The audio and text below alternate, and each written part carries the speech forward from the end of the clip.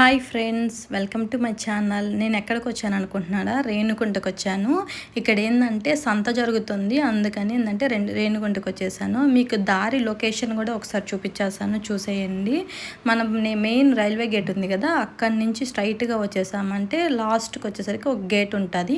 ఆ గేట్ దాటుకుంటేనే పెద్ద సంతగా అనిపిస్తుంది. ఇక్కడ ఏంటంటే స్టార్టింగ్లోనే సంత అన్నీ పెట్టుకో ఉంటారు. వెజిటేబుల్స్, ఫ్రూట్స్, ఆకుకూరలు, పండ్లు, ఇంకొన్ని ప్లాస్టిక్ ఐటమ్స్ అలా చాలా పెట్టుకుంటారు. ఇంకా అవన్నీ దాటుకొని రైల్వే గేట్ కూడా దాటుకున్నామంటే ఎండు చేపలు, నెక్స్ట్ ఏంటంటే ఇక్కడ కూడా ఫ్రెష్ వెజిటేబుల్స్ ఉంటాయి. చాలామంది జనాభా ఉన్నారు. ఫ్రూట్స్ కూడా కొంచెం తక్కువ రేటుకే దొరుకుతున్నాయి. చాలా ఫ్రెష్గా ఉన్నాయి. అసలు ఇక్కడ చూస్తుంటే ఎన్ని కొనుక్కోవాలనిపిస్తుంది. నాకైతే ఫ్రిడ్జ్ సరిపోదని నేను పక్కన పెట్టేసాను, ఏం తీసుకోలేదు.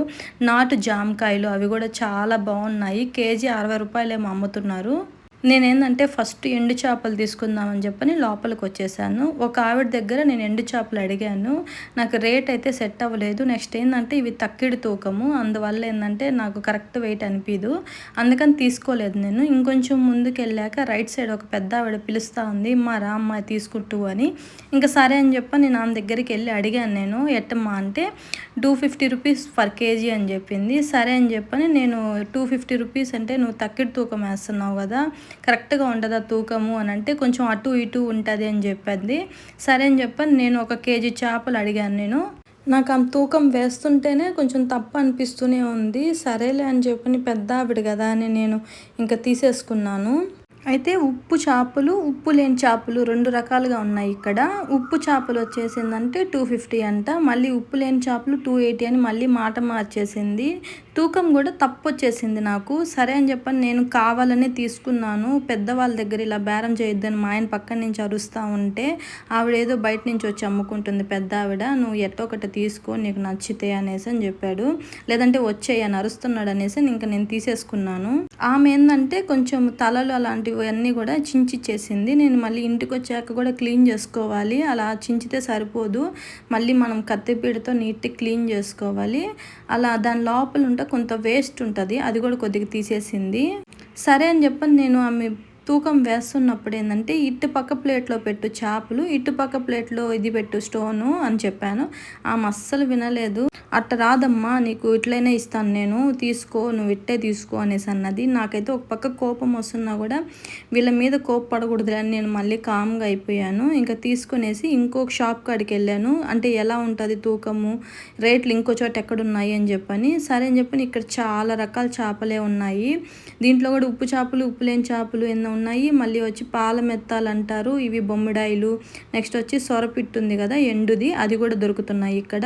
ఇక్కడ కూడా ఏంటంటే నేను ఒక ఎండు చేపలు ఉంటాయి కదా, ఒక కేజీ తీసుకున్నాను. సరే అని చెప్పి ఈయన దగ్గర తూకం పెట్టిస్తే నాకు 400 గ్రాములే దూకింది. అసలు ఆమె దగ్గర చూస్తే కేజీ అని చెప్పని ఇచ్చింది, ఇటుపక్క ఏమంటే 400 గ్రామ్స్ తూగింది. నాకైతే అసలు ఎంత కోపం వచ్చిందంటే పోనీలే పెద్ద ఆవిడ అని చెప్పని అనుకుంటే ఆమె మాత్రం అస్సలు కాంప్రమైజ్ అవ్వలేదు. తర్వాత ఏంటంటే ఇక్కడ ఒక ఆంటీని అడిగాను, ఆంటీ సొరపిట్టు ఉంది కదా ఎలా చేసుకోవాలి అని రెసిపీ కూడా నాతో షేర్ చేసింది. నేను మన ఛానల్లో కూడా చేస్తాను, ఇంట్రెస్ట్ అయితే కామెంట్ చేయండి. ఇంకా అందుకని చెప్పని సొరపిట్టు అంటే ఇవి పెద్ద పెద్ద పీసెస్గా ఉన్నాయి.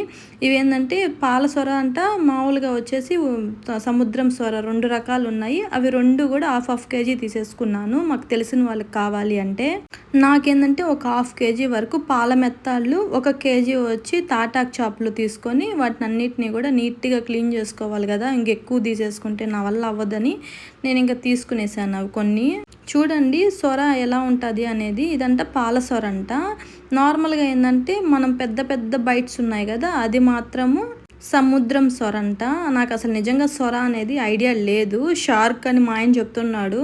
ఈ సొర గిరా నేను తినలేనులేగాను అంటే కూడా మా ఆయన తీసుకో ఒకసారి చేద్దాము అనేసి అని చెప్పని తీసుకున్నాము. ఇంకా అవన్నీ తీసుకొని బయట వచ్చేసాక ఇంకా ఆకుకూరలు కూడా ఫ్రెష్గా ఉన్నాయి. ఆకుకూరలు కూడా ఒక కట్ట 10 రూపాయలు అంటే 3 కట్టలు 20 రూపాయలు అని చెప్పని ఒక 3 కట్టలు తీసేసుకున్నాను. నిమ్మకాయలు కూడా ఒక 20 రూపీస్కి 10-15 ఇచ్చారు. ఇంకా అవి కూడా తీసేసుకొని ఇంకొన్ని దానిమ్మకాయలు తీసుకున్నాను.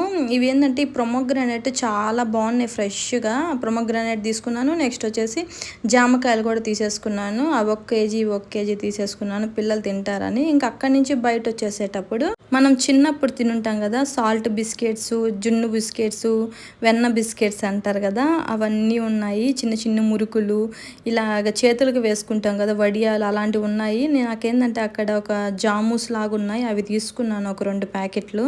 ఇంక ఇప్పటికీ చాలా ఎక్కువ తీసేసుకున్నాను. నాకు ఇంక ఫ్రిడ్జ్లో సరిపోలే వెజిటేబుల్స్ అని కామ్గా అయిపోయాను. ఇంక అక్కడి నుంచి ఏంటంటే ఫ్లిప్కార్ట్కి వెళ్ళి పిల్లలకి కొన్ని స్నాక్స్, ఇంటికి కావాల్సిన కొన్ని షాంపూ ప్యాకెట్స్, ఫేస్ వాష్ అలాంటివన్నీ తీసుకొని ఇంక ఇక్కడి నుంచి ఏంటంటే ఇంటికి వెళ్ళిపోయాము. నా వీడియో ఇప్పుడు దాకా చూశారు కదా, మీకు ఏదన్నా ఒక్క విషయం నచ్చినా కూడా నా ఛానల్ని సబ్స్క్రైబ్ చేసుకొని లైక్ చేయండి.